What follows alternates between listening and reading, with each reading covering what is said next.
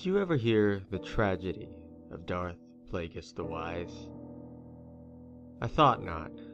It's not a story the Jedi would tell you. It's a Sith legend.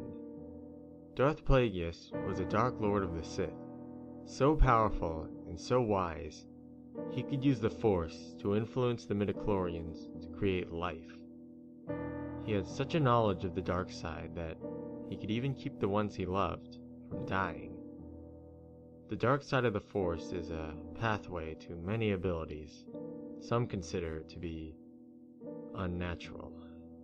He became so powerful, the only thing that he was afraid of losing was his power, which eventually, of course, he did. Unfortunately, he taught his apprentice everything he knew. Then his apprentice killed him in his sleep. Ironic. He could save others from death, but not himself.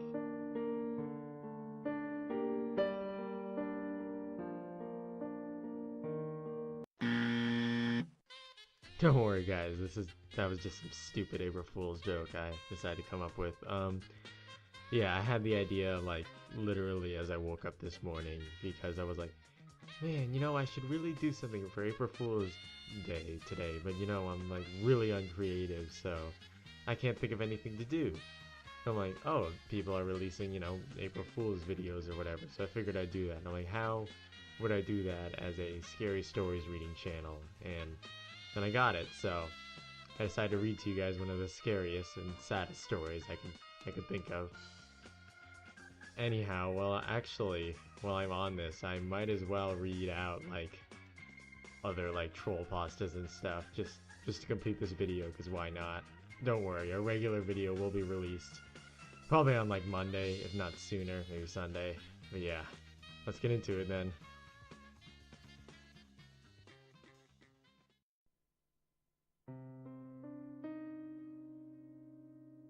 Have you ever seen Paul Blart Mall Cop? It starred King of Queens comedian Kevin James in the breakthrough role that changed the hearts of many and potentially created the greatest film series known to man. Paul Blart Mall Cop is about a man named Paul Blart, who is a mall cop.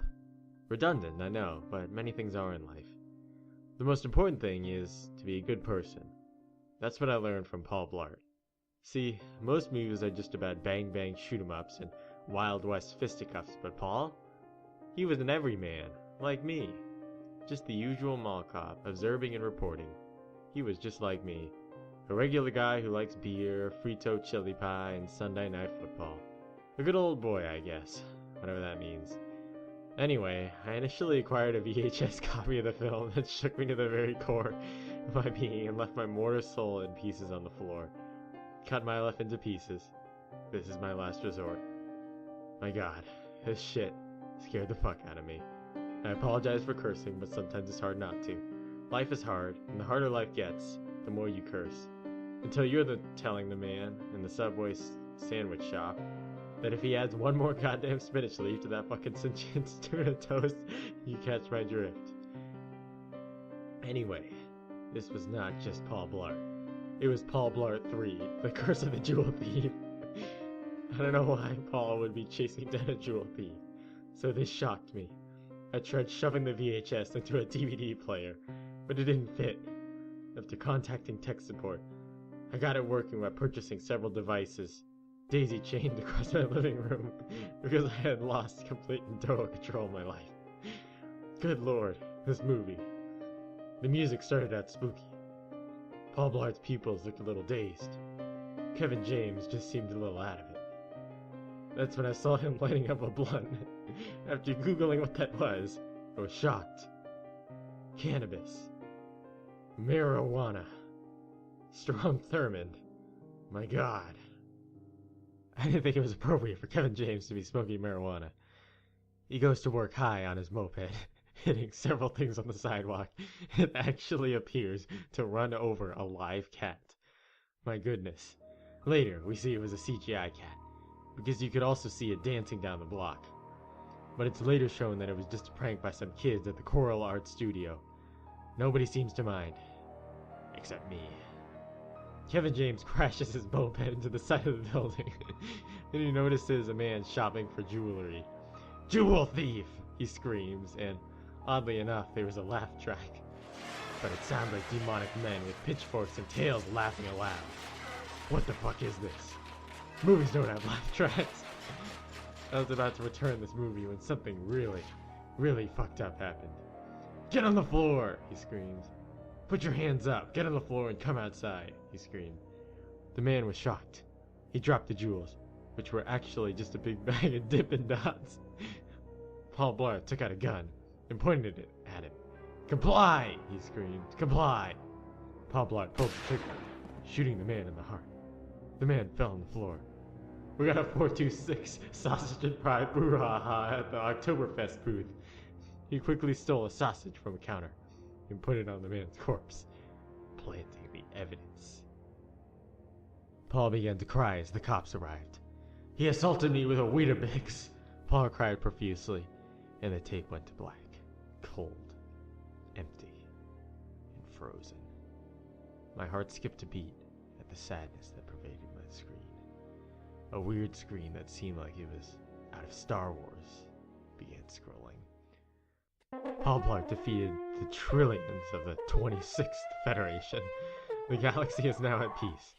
Go now, harvest more zirconian diamonds for the troglodytes. Paul Blart, activate. Paul Blart's moped transformed into a rocket ship and he flew off into the distance, laughing and laughing and laughing away. I threw the tape in the garbage. Yeah, go search every landfill in America for it if you want. I ain't watching that shit again. Later that week, my girlfriend broke up with me, and I was sued by the Keebler elves for copyright infringement because of something about that VHS and sticker codes. Also, my life was ruined, but there is hope for you. Don't watch that tape. Don't watch any tapes. Read a book. You'll get no commercial breaks. God. Okay, I think I want to do one more before I end this video.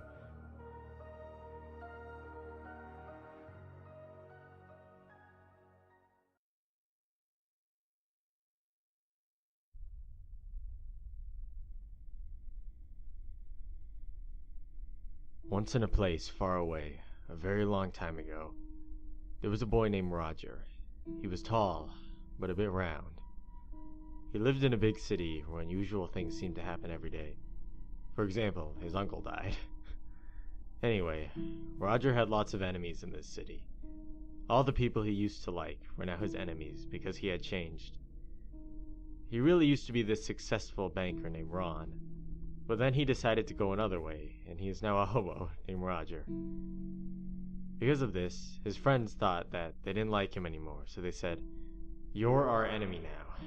And Roger was like, "Oh no, I have no friends, but lots of enemies." Roger lives day to tomorrow by the change he gets off strangers outside McDonald's, and sometimes when he gets enough money, he goes to a local shopping center called Teco.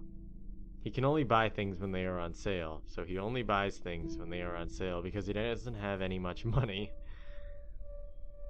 Sometimes he even gets enough change to buy chicken when it's on sale. And he goes into KFC and says, "Can you cook this for me?" And they do it because they are his enemies and spit in his food. Yuck. Today, on the most windy and stormy and rainy and cloudy and sad of days, he decided he needed to eat and went to Teco. When he got inside, there were no baskets. This was weird.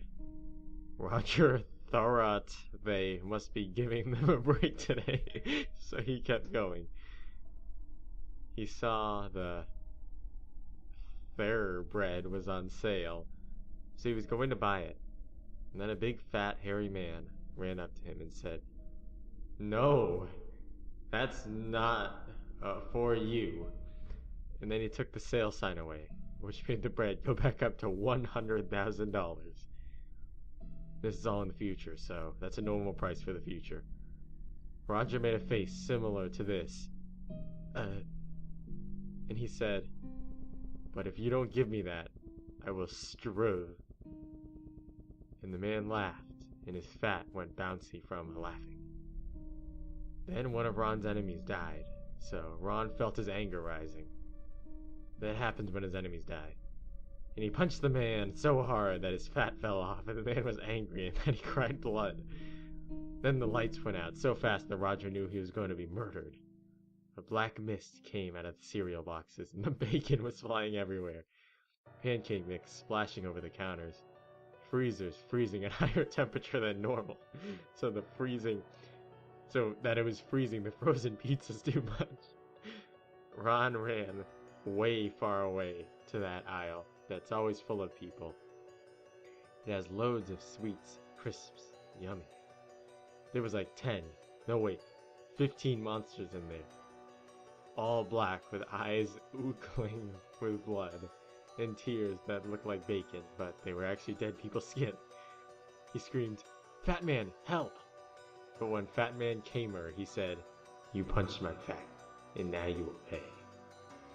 I am your enemy." And then he ran and went inside a freezer, but forgot the freezers froze too hard and he died from freeze. Roger ran to an exit and was almost out when he tripped on something. He looked down and saw his enemy was saying, "Help me, the pancakes are too string." And he said, "No, I am Roger. You were Ron's friend, not mine." Smelly. And then he ran out the door. He was safe. He got out. He escaped. He avoided death. He was alive. He was tall. He was safe. He was Roger. Then he went back for the bread, but forgot about the monsters. So when he got the bread, the monsters came out between the slices and cried blood from their mouths, saying, "We are your enemies, Ron." He said, "How do you know my old name?" And then they ate him, and then he just fell down on the floor crying from death. His last words were, "I am all your enemies." He then fell down and died. But just before he died, he said, "I will now be a supermarket monster." So, whenever you are in a supermarket, remember that Ron is waiting. But in the future though, because it's the future, remember?